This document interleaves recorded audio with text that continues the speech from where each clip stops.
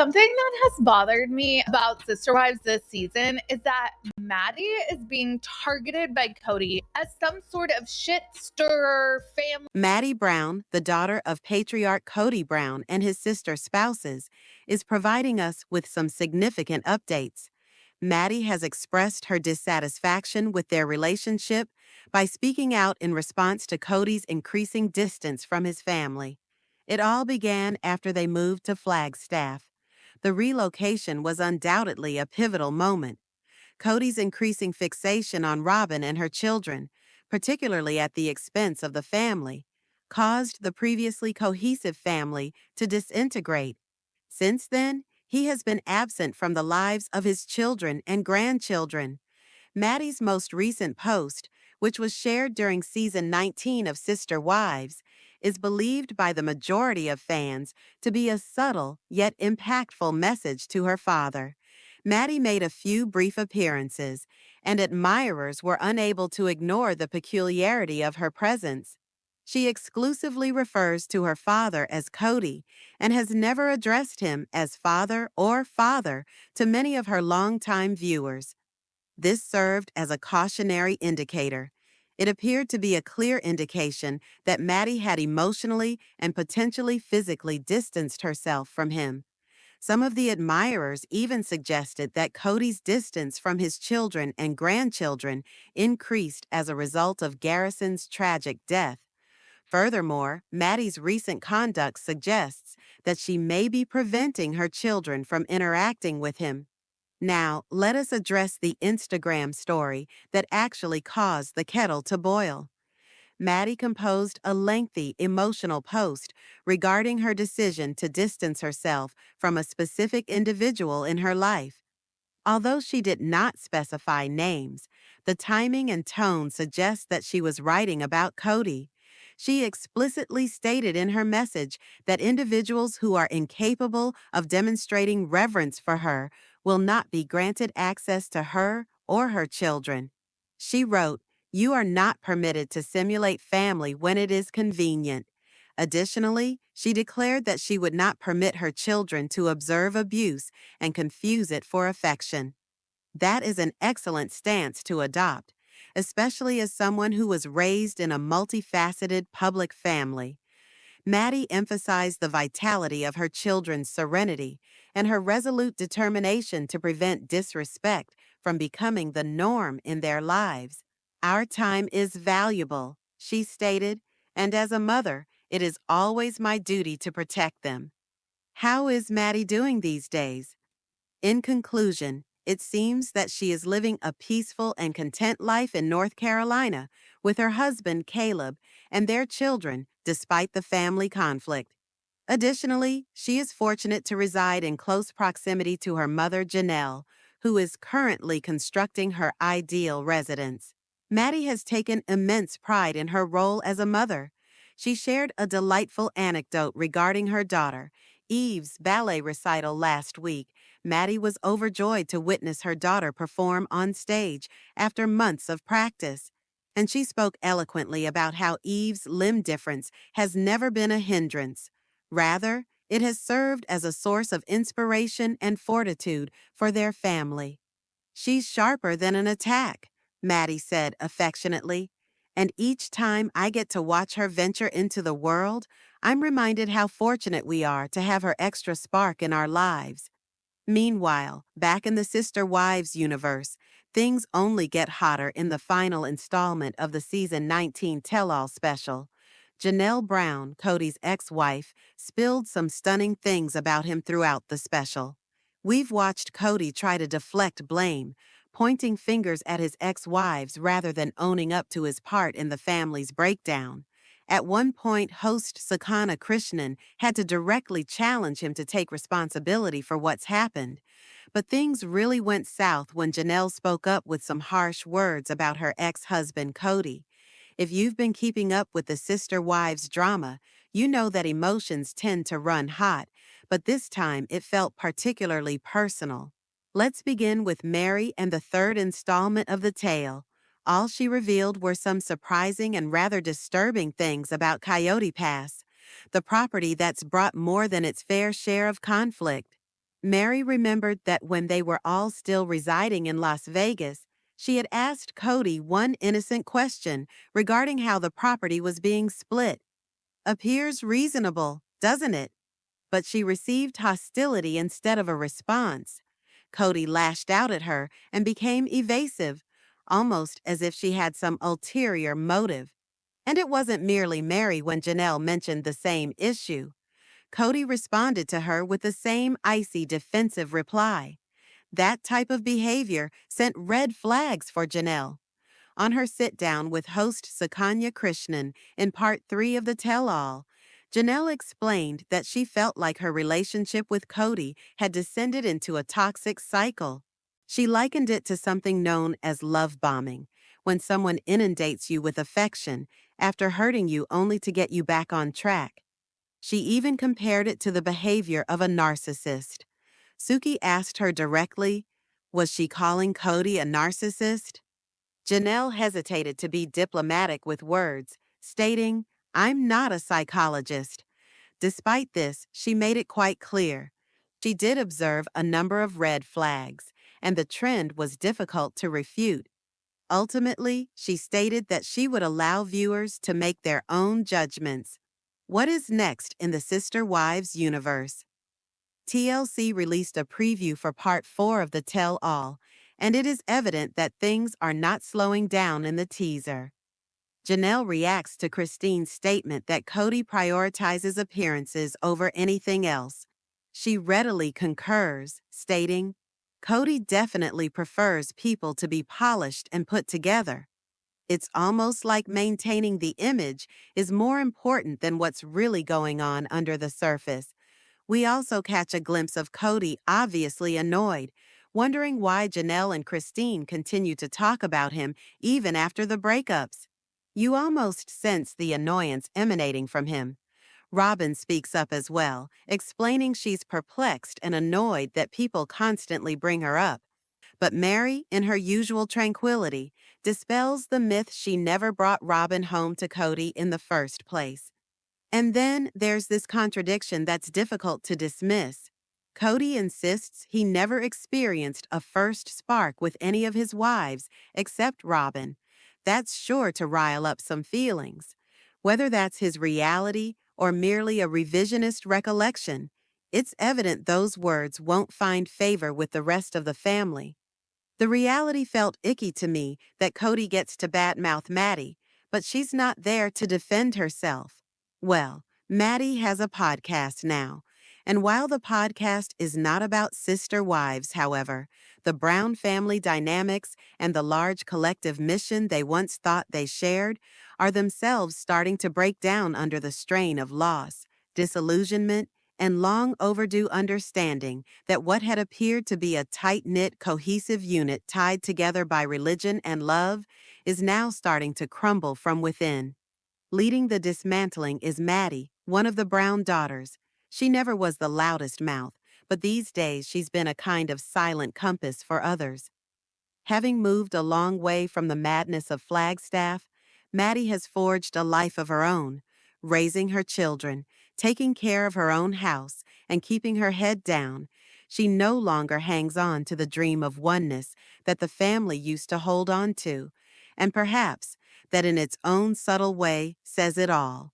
Rather than act in anger or bitterness, Maddie has taken a different path, a path based on conviction, integrity, and perhaps most of all, distance. But don't confuse that with detachment.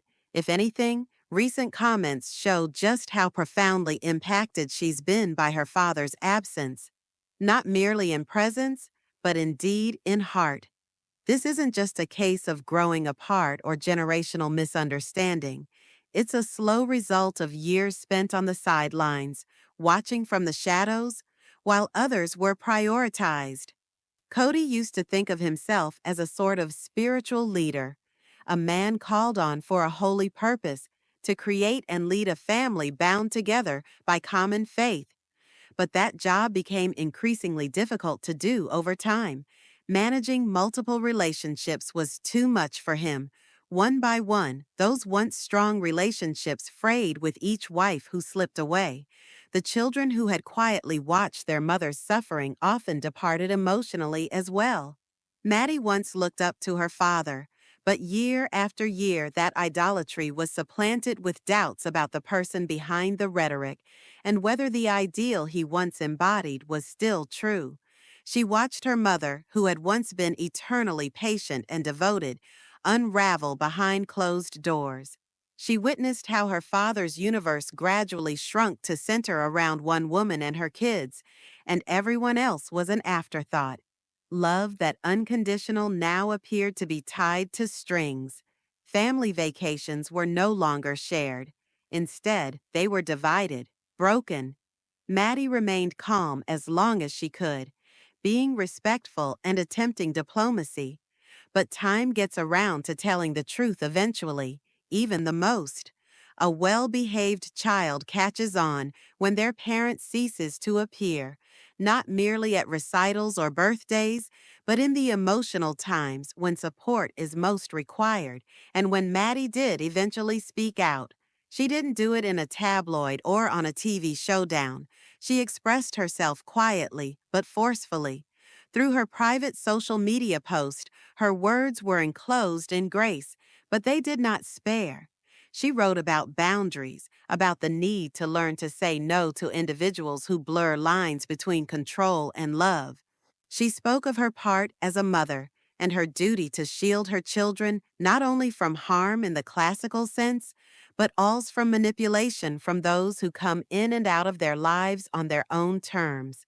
For so many adult children in the same position, what she said resonated. This wasn't merely about a reality television personality's family crisis. It was something painfully familiar. Those who appear only when convenience dictates, not when the relationship demands it. Maddie made one thing. Certain respect is not up for debate, and access to her kids is. That's not on the agenda either, particularly not for those who won't provide the same respect in return. While her message was brief, its reach echoed far and wide.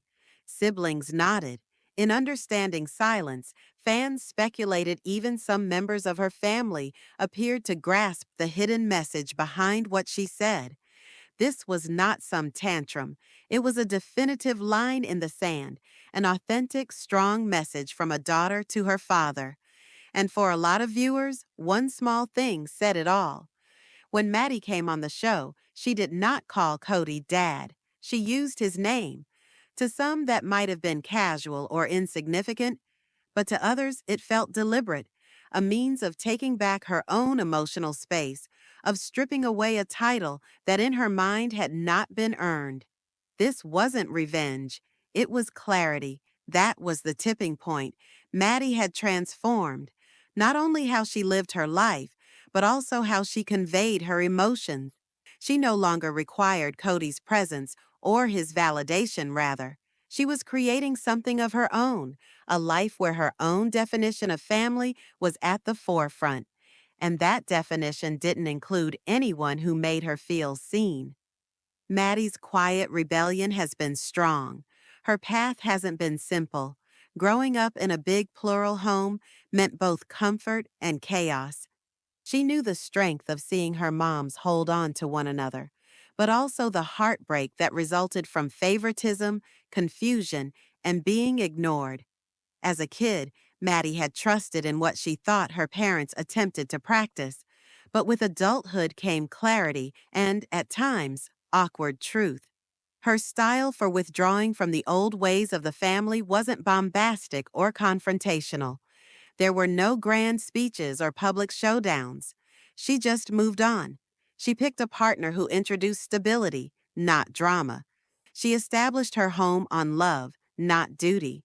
And she quietly promised her own children they would never experience the same emotional hollow wives she once did. Maddie appears for them every bedtime, reading, every school play, and every scraped knee. She's there not merely physically, but completely present, intentional and guardian-like. And in appearing, she's redefining parenthood, for her motherhood isn't just something. My leaving didn't change his kids' relationship with him. Kody can still fix his relationships with his children. She does. It's something she's on a mission to do. She's both the guardian and the caregiver. She's mentioned how holy her home is and how calm it is, and she's made it plain. Even if hate shows up dressed in family, she won't let it in. One of the most impactful things she's ever said is that she won't teach her kids. That cruelty is love, that being dismissed or ignored isn't something they should ever accept in a relationship. It's a message that has strongly resonated with her audience, particularly daughters of emotionally absent or distant fathers. Because Maddie is not only a mother, she's healing, she's growing, and in the process, she's speaking out on behalf of so many others who have felt the same pain. One of the saddest aspects of Maddie's tale is the emotional distance between Kody and his grandchildren that speaks volumes for itself. He doesn't arrive for birthdays. He skips milestones, and those little children who once addressed him as Grandpa are now starting to know him secondhand, only not from personal experience. And maybe Kody doesn't fully grasp the weight of that. Maybe he sees himself as unfairly pushed out. But the truth is, it's the natural result of years of emotional distance. Relationships, especially with children, aren't something you're automatically owed. They have to be nurtured, protected, and earned. And now, Kody's formerly enormous world has contracted. He used to balance multiple wives, homes, and children. But these days, things are far more subdued. His relationship with Robin, his former emotional anchor, appears to be the sole other robust connection he has left. Even that, however, appears altered to me as more of his kids become adults and parents themselves. They're beginning to ask tough questions, and Kody has to deal with the ramifications of his decisions without the cushion of his extended family to temper them. The shock Maddie's words weren't merely about boundaries on the personal level. They asked for a much bigger conversation. She wasn't drawing a line merely for herself. She was illuminating a larger cultural moment, a moment when a daughter gets up and asks a difficult question. What does it actually mean to be a father? And while those questions remain, Maddie has built a life. Far from the turmoil of TV lights and family soap operas, quietly in North Carolina, she's discovered her center, a life anchored in peace, creativity, and values. She battled hard to define her own terms. Her mother, Janelle, is just a short distance away and is a constant, soothing presence. Both of these women have redefined what family means, one founded on respect and love, not habit. For habit's sake, purpose over pressure and presence over performance have been their decisions. Maddie doesn't speak much about her history anymore. When she does, it's not out of bitterness, it's out of closure. Her concentration now is on the beauty of daily life. She talks about seeing her daughter, who has a limb difference, light up the stage with confidence and poise. She is amazed at her son's increasing questions about the world. These are the memories she is accumulating. These are the stories she wishes her children to pass down. Moments constructed on connection, not deficit in a way. This is the start of a new legacy. Maddie Brown is no longer the troubled teenager caught up in the wreckage of a broken family seeking approval. She's an adult now, with a distinct identity and voice. Yes, she still bears her father's surname. But other than that, the comparison appears to end there. Maddie has opted for clarity over ambiguity, for courage over sentimentality, and above all, for L over blind devotion to a flawed system. Could there ever be a day when Kody attempts to repair what was damaged, perhaps? But should that day ever arrive, he won't be getting together with the daughter. He knew he'd be greeting someone different, a woman forged in truth, experience, and strength. Meanwhile, Kody's once celebrity polygamous family continues its private disintegration in the third and last installment of the much-hyped Sister Wives tale. All special feelings remain raw, and Kandra is front and center and out of that emotional rubble. One voice emerges stronger, louder, and no longer silenced. By fear, Janelle Brown, who was long regarded as the peaceful, down-to-earth wife of the group, shocked even die-hard fans with her honesty, once guarded and measured. Janelle now speaks boldly and clearly. She says on national television what many wouldn't ever have the courage to say. She criticizes her former spiritual mate, not only for what he did, but for the deceptions he held on to. The woman who had once lived for common purposes and common dreams now shatters the myths that kept their family united for so long. Esh gets her facts straight in her honesty. Prior to Janelle's unfiltered moment, it was Mary. I know that Maddie has not had any conversations with her dad. He's not called, she's not called him. Who ignited the fire? As the special started, talk turned to Coyote Pass, the ground that had previously stood as a beacon of togetherness and promise of the family's future. Today, it's become a symbol of all that went wrong, our division, betrayal, and broken promises. During her interview with host Sukha Krishnan, Mary described an experience that has left her with a lasting impression. Well, before the move to Flagstaff, when the family was still living life in two houses in Las Vegas, she had posed a basic question. How would the house be divided? It wasn't a suspicion or greed question. It was a question based on the reason for seeking clarity when they were making choices that would define their lives. They had the right to ask why the land was distributed this way. But when Mary asked that very question, Kody didn't respond with a soothing explanation. Instead, it ignited a storm. Mary remembered how his tone immediately became biting and accusatory, really like simply inquiring about the land had been a betrayal. It made her think he assumed she was greedy, taking more than was hers, and she wasn't the only one to feel that way.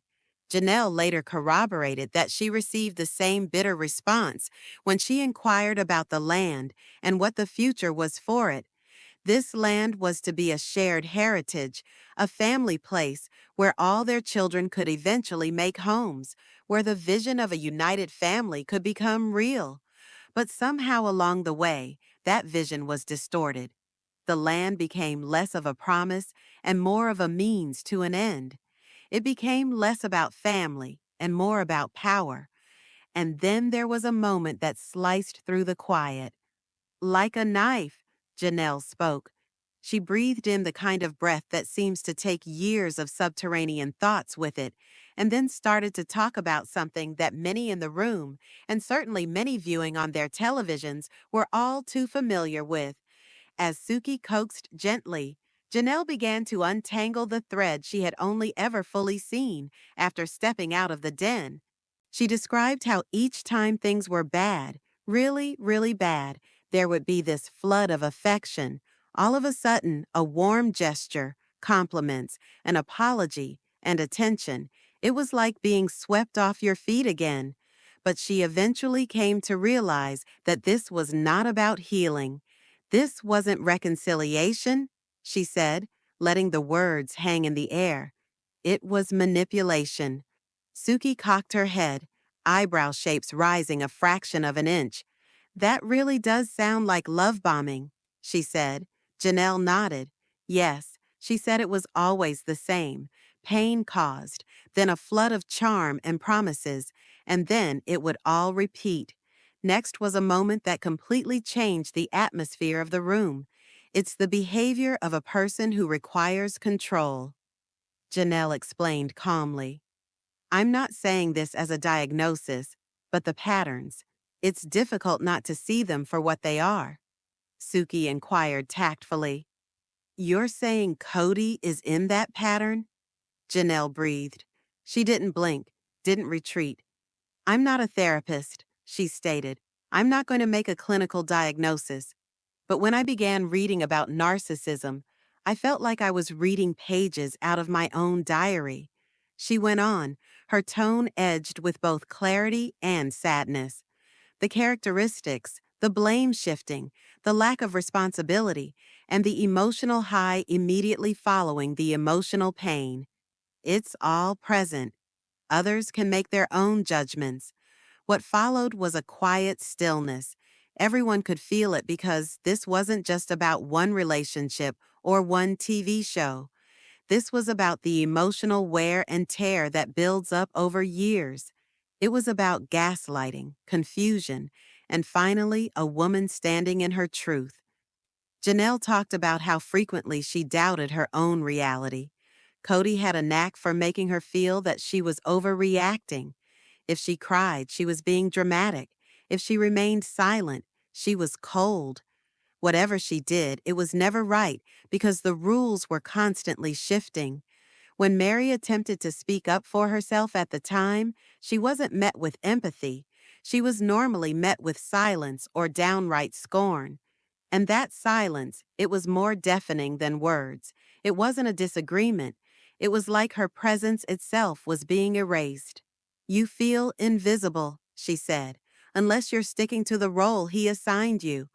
But the moment you step outside that script, you're suddenly the problem." That experience wasn't hers alone. Janelle and Christine, different paths, same clarity as the tell-all unfolded. Janelle's personal revelations began to echo sentiments Christine had already expressed when asked if she agreed with Christine's view that Kody cared more about image than substance. Janelle didn't hesitate. Everything's always been about appearances. With him, she said, polished-looking picture, perfect. It was imperative that all items were visually satisfactory. It begs the question, was your affection the result of your uniqueness, or were you merely present to complete the image? This level of candor resonated with a significant number of the audience, particularly women who have experienced relationships that appeared to be positive on the surface, but were ultimately devoid of substance. Robin is caught in the midst as Mary speaks truthfully. The dialogue became more emotionally charged when the subject was brought up to Robin late in the program. Robin, visibly distressed, inquired as to why the other women continued to refer to her in such a manner. She stated, "I believed we had already addressed that matter. We believed that we were constructing something in the name of peace. What is the reason for my continued involvement in this?" However, Mary responded with candor and without resentment. She stated, "I simply wish to be forthright. I did not arrange for you to meet." That narrative persists in its dissemination, and it is categorically inaccurate. You and Kody established your relationship independently, which is acceptable.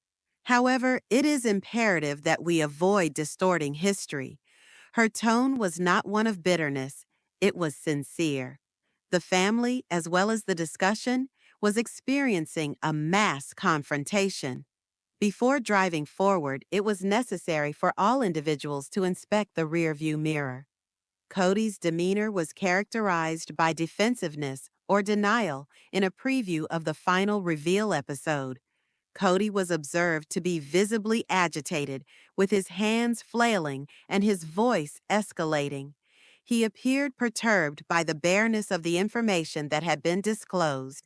He stated, evidently incensed, "They are disparaging me. They have departed, and I am now the punchline in their therapy sessions. Why am I still the subject of every conversation?" His wrath only underscored the emotional disparity between his perceptions and the women's experiences. This was not about avenging oneself. The objective was to reclaim their voices. Conclusion: when the truth liberates you, this third installment of the tell-all was not yet a recap. Janelle particularly experienced a sense of liberation. It was not a matter of victimization or finger-pointing. She chose to employ a term that implied severe emotional trauma in order to emerge from the fog and achieve clarity. The purpose was not for theatrical purposes. It was to assign a name to an issue that had plagued her in silence for years. not to accuse, not to humiliate, but to acknowledge the genuine cost it had imposed on her mind, spirit, and sense of self. Before a national audience that had been following her for over a decade, she stood beneath the glare of the lighting and in the midst of the cameras. Janelle, in contrast to remaining mute, took a courageous action. She disclosed the truth. The truth is raw, sometimes hurtful, and utterly honest. It is not a neat one, or the kind that maintains the comfortable status. And for all those who have walked alongside this one season or year, it was a reminder that healing often begins not with an embrace, but with a truth spoken openly. I am extremely grateful for your attention. Please remember to subscribe and give this episode a thumbs up if you found it to be impactful. We will return in the near future with additional information and perspectives. I hope you are well and look forward to our next encounter.